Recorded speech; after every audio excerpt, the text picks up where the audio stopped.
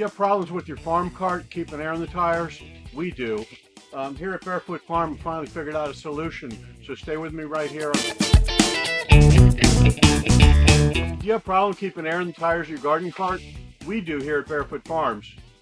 Purchased this cart in 2016, so that's about 8 years ago. Been a continual problem with tires going flat on this, and I get really tired of having to pump it up before we can use it. And so I finally decided to look around and try and find a solution.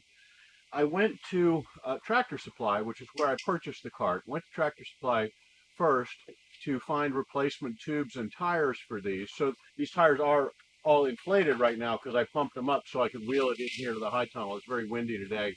Didn't want to do this outside and have a whole bunch of wind noise. So wheel is here in the high tunnel, pump these tires up, but normally they will be flat. So I went to get replacement tubes and tires because the tires are all dry rotted. I'm sure if I put new tubes in them, they're going to fall apart. Or if I try to get them off the rims, they're going to fall apart. So went to Tractor Supply to purchase new tubes and tires, and it was going to be $25 per tube and $25 per tire, which was going to add up to over $200 plus tax to fix this cart, which I doubt we paid much more than $200 for it to start out with, if that. So I went looking around for other solutions. I went to Harbor Freight and found tires that were the right size and proudly brought them home, only to find out that the hub length was too long. The hub length to go on the shaft from Harbor Freight was 3 inches, and this is 2 3/8 inches. I guess they make it this way to keep you from going to Harbor Freight and buying the Harbor Freight replacement wheels. I don't know if they think it that far ahead or not, but it certainly seemed that way. So those wouldn't work. I took those back, and those were only about $14 or $15 a piece. Took those back and went looking for a solution on Amazon. So here's what I found out on Amazon.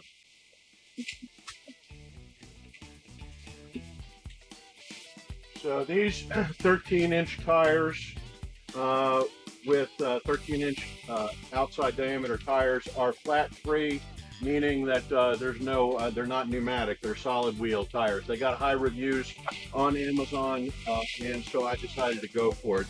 They do have bearings in place, so they should roll smoothly. So let's see how this goes. It looked to me like the hub thickness here, the ones from Amazon were smaller, so we have a solution for that too. So in case I need to make up the slack, if the hub on the new wheels is narrower than the hub on the wheels that's coming off, I bought these collars to go on the shaft. So that's a 5/8 inch diameter shaft. These are 5/8 inch diameter collars. It has a set screw on here, and I believe this is 1/8 inch. The sizing was worn off my my Allen key set, so I couldn't tell for sure, but I believe that is 1/8 inch. It's not metric, it's larger than metric. I tried the 4mm metric, and that almost worked, but was a little sloppy. So I went to the SAE set, and I believe it is 1/8 inch, and it is SAE. This should be a fairly easy fix here with just a cotter key to take the old wheels off. I didn't really get any tools out. I just have my my multi-tool I always carry in my pocket.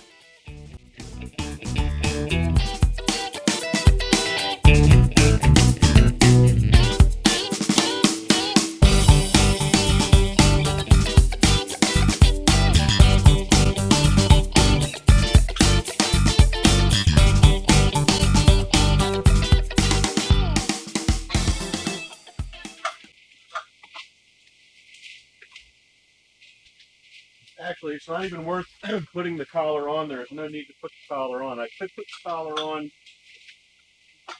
to hold it on the outside. Maybe I'll do that and take the cotter key away.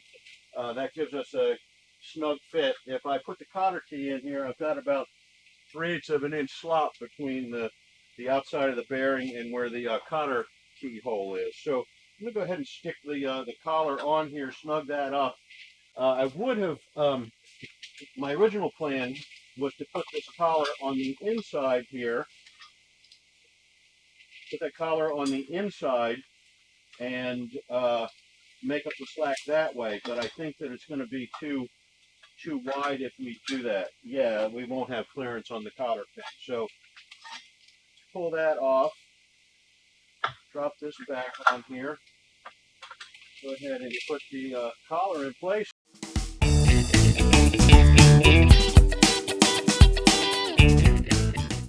Plan to put some Loctite on this set screw here, which is a best practice I usually follow. But given that we're unsure whether this is going to be the final solution for this or not, I'm just putting it on without the Loctite. We're going to clamp this down. I think we'll be able to. The new wheels did come with new washers. They gave us 8 washers here. So I'm going to go ahead and put one on the inside and pull that other one back off. Put one on the inside.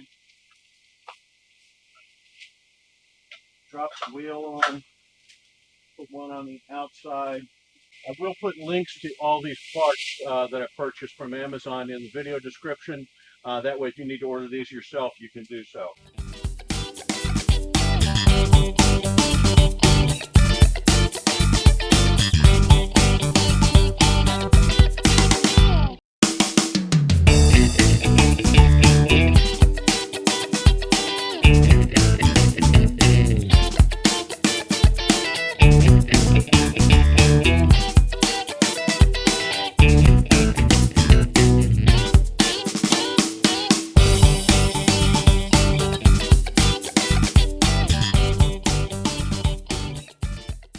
The other thing on the thought about replacing these tires in tubes, I stuck a screwdriver in here trying to pop this old tire off, and the steel that they used in the wheel was so soft that it started to bend here. So I thought that probably was not a good idea.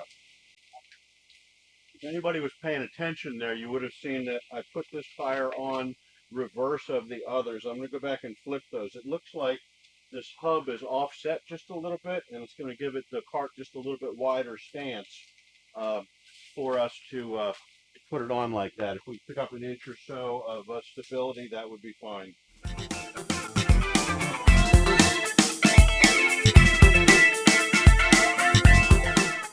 So aside from the 2 days waiting for Amazon to show up with these new wheels, I think this took me all of about 15 minutes, including going back and turning them over so that they were inside out on here. So I'd encourage everybody that has one of these garden carts. This one is the groundwork cart from Tractor Supply. I'm not selling groundwork carts. I don't get anything Tractor Supply. This is the cart we had. It's been a great cart, but now it's a better cart because we have these solid wheels on it. If you enjoy watching videos where regular guys fix stuff, put stuff together, fumble our way through like you would, then stay with us here on the Barefoot Farm channel.